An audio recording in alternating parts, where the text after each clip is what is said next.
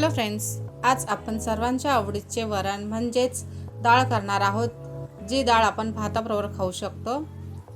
त्यासाठी इथे मी तुरीची डाळ घेतली आहे।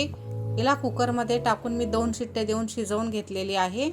आता आपण ह्या वरणाला फोडणी घालूया। त्यासाठी मी कढईमध्ये तेल टाकून घेतलं आहे। तेल गरम झाल्यानंतर त्यामध्ये टाकलेलं आहे मोहरी छान फ्राय झाल्यानंतर 8 ते 10 पाकळ्या लसूण ठेचून घेतलेला आहे।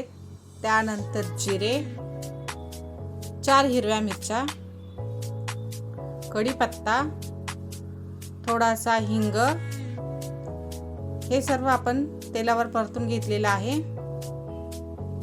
छान लसूण लालसर झाल्यानंतर टाकूया हळद आणि त्यानंतर टाकूया चवीनुसार मीठ। हे सर्व पदार्थ तेलावरती छान परतून घ्यायचे आहेत, म्हणजे आपल्या डाळीला फोडणी छान बसते। त्यानंतर टाकूया शिजवलेली डाळ। या प्रकारची डाळ करून बघा, खूप छान टेस्टी लागते।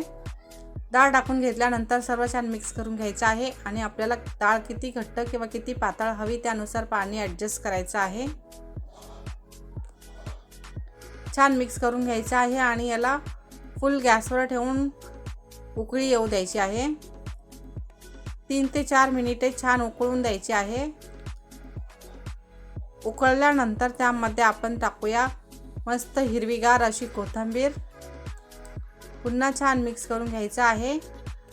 आपली इथे भाताबरोबर खाण्यासाठी जी डाळ करतो ती तयार झालेली आहे आणि खूप छान दिसत आहे, खूप छान टेस्टी बनते। त्यामुळे तुम्ही नक्की ट्राय करून बघा। बघा, इथे मी टाकली आहे भातावरती। मस्त डाळ आणि भात तयार आहे खाण्यासाठी। व्हिडिओ आवडला असेल तर लाईक करा। Thank you.